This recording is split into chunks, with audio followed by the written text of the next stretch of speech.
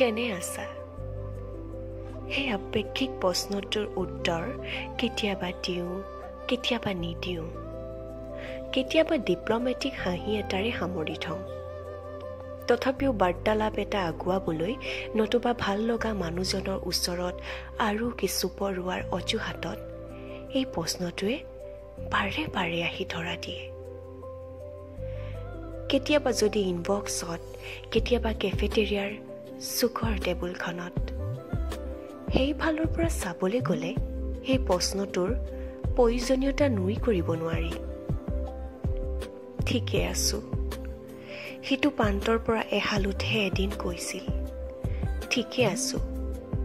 প্ৰায় মানুহে ঠিকেই থাকে, আৰু এই ঠিকে আছোঁ পৰা ভালে আছোঁলৈ যিখন বাট, তাৰে কেঁকুৰিত থাকে বহু কাহিনীৰ ক্লাইমেক্স, ক'ব পৰা কাহিনী, গাপ দি ৰখা কাহিনী।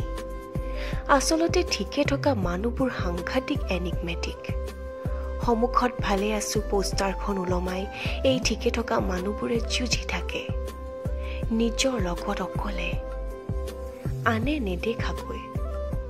তাৰ মাজতে এই ঠিকে থকা মানুহবোৰে ছবি আঁকে, বাঁহী বজায়, ৰাতি হোষ্টেলত মদ খাই ফিডেল ক্লাষ্টৰ কথা কয়, সপোন আৰু স্বাধীনতাৰ গল্প লিখে।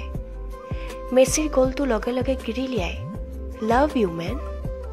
ৰঙীন ফ্ৰেমত বাইটিং কৰে ভালে ৰখাৰ চিৰচিত্ৰ।